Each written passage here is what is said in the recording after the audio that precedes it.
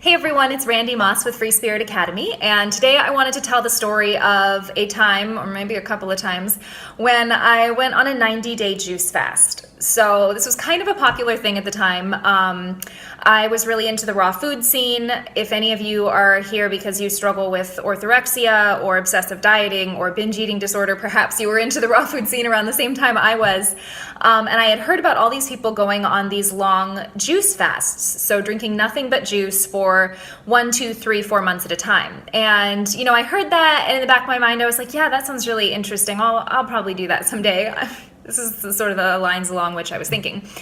And so I was going on about my life, eating a mostly raw food diet, at the same time struggling with binge eating, struggling with emotional eating, hating my body, constantly fighting my body, not knowing how to listen to my body at all, thinking that once I got everything perfect and under control, essentially I would be perfect and under control and live happily ever after.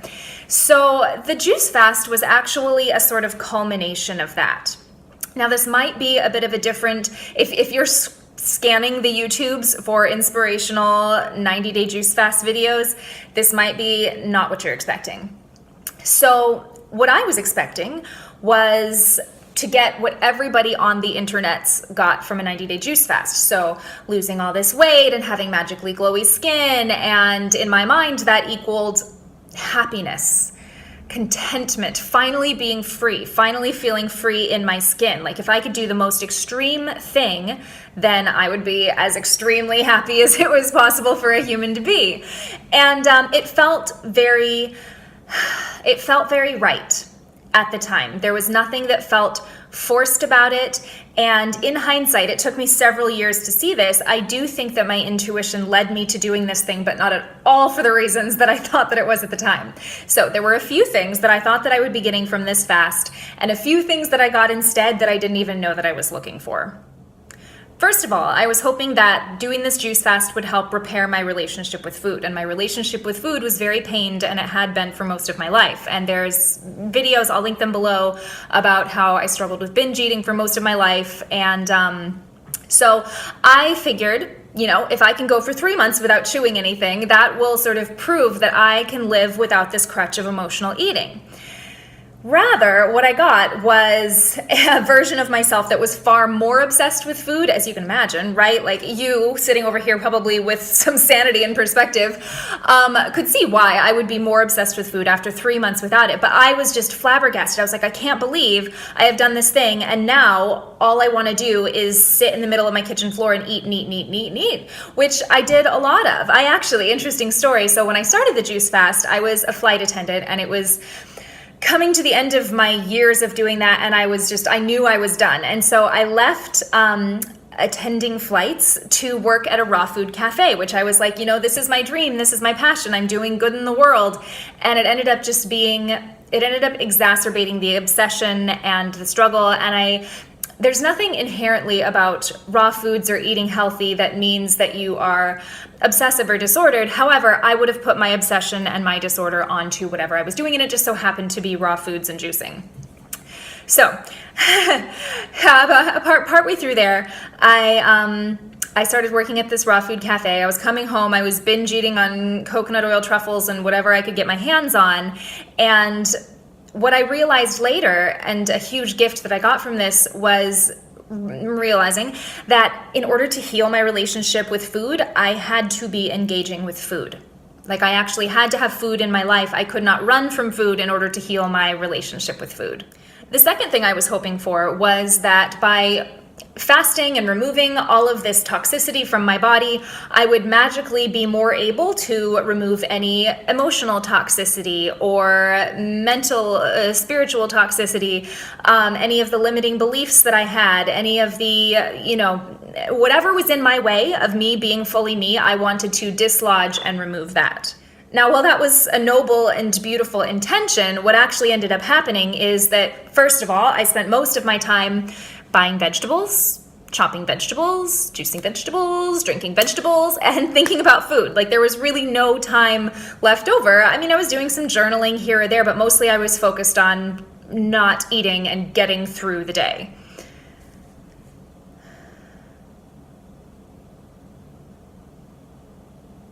And finally, I was so unfocused that even if I wanted to do this work, I wouldn't have been able to do it. Like my body was talking. I needed to be giving it more than I was giving it, but I was not willing to listen.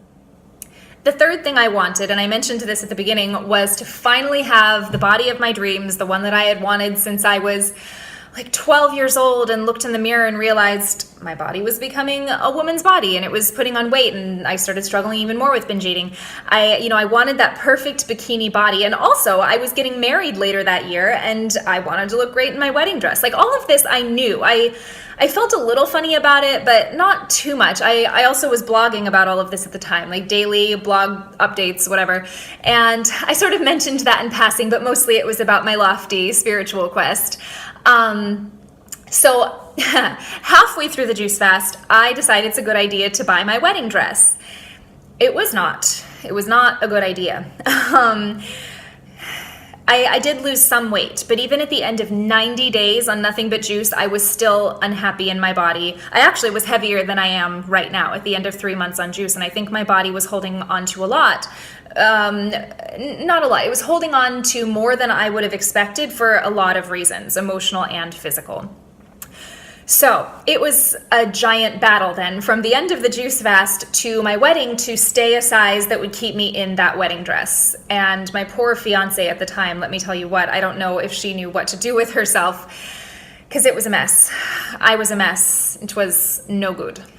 The other piece is, I did lose some weight on the fast, and I really thought that once I got my body to a particular place, then I could stop thinking about it and sort of move on with all of this, this giant spiritual adventure I was on.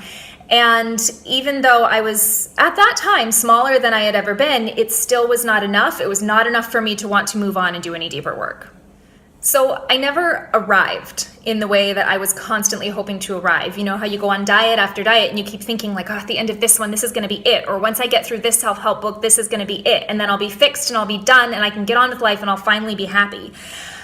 I didn't arrive in that sense. However, as the years unfolded after this, I began to have these realizations of, if I can do this most extreme thing and still not be content, or if I can lose this amount of weight and still not love my body, what else is there? I'm going to have to settle in now to this being who I am now, to this body that I have now, and live the life that I want to have now, regardless of what I think this all should look like on the outside.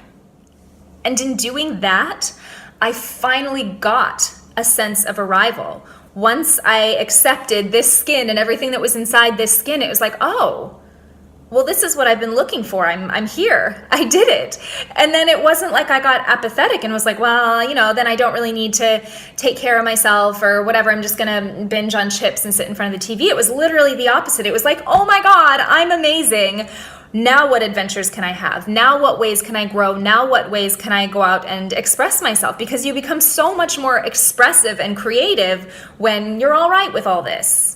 And ironically, once I gave up the extremes and the perfectionism and the intense dieting and the constant body focus, that is when I lost the weight. And I will say this was not all immediate realizations, because once I finished that juice fast, got through the wedding, binge ate for a while, I didn't come to these conclusions until I did another juice fast. Sorry, I just spit on the computer. I did another fast, and it was a 70-day fast, only because let me back up. Nope, I'm gonna stand.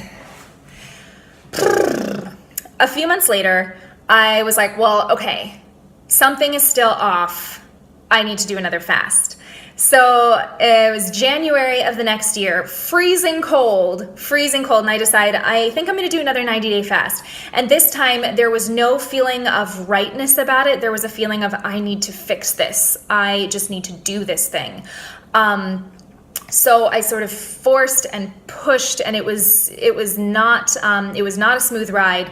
And about day 60, I got this feeling like, Randy, you've done enough. You can stop now. You're not going to get anything else from this. And I was like, no, I'm blogging about this. I committed to this. Commitment means something, blah, blah, blah. And 10 days later, on day 70, which I was grateful for because I like round numbers, my juicer broke.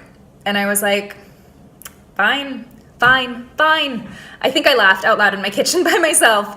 I stopped. I surrendered. And I think that was about the time when I started having a lot of these realizations.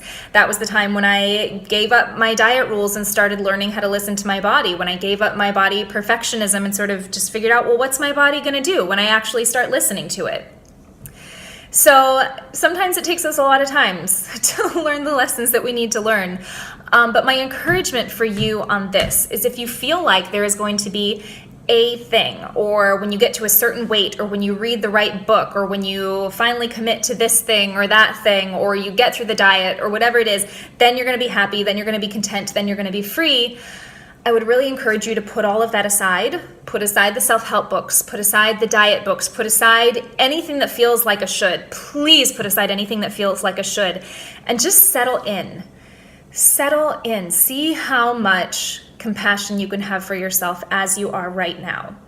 Do what feels good to do, and then be honest about whether or not those things actually feel good. For example, like when I gave up all of my diet rules, it was like, ooh, I'm gonna eat, whatever I want, all the things that I've never been allowed to on my diet, and it was so great for a while, and then it was not so great. Like, my body started talking. My body has preferences. Great, wonderful, awesome. But then it became about my own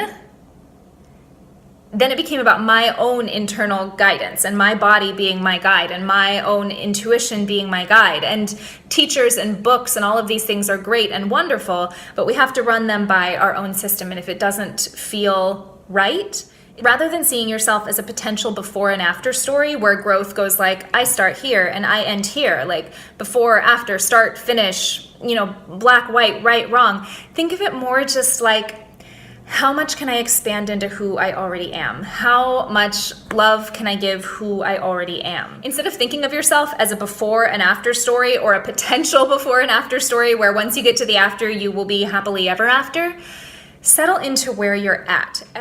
The potential for everything that you want to experience is right here with you as you are. And there's so much growth and excitement and freedom and adventure to be had after that happens, after we settle into our skin, accept ourselves as we are. But that piece has to be in place first. No extremes needed, no diet needed, no fanaticism or perfectionism or any of this needed. It can be much sweeter and much simpler than that. So I hope this was encouraging. I have a link below to my current free audio course, which is on how to trust your body, and lots more goodies to come after that. Free Spirit Academy link is below. Please like and subscribe and share this if you or anybody that you know struggles with extremes and yo-yo dieting and the like. And I hope this was helpful, and have a great rest of your week. Bye.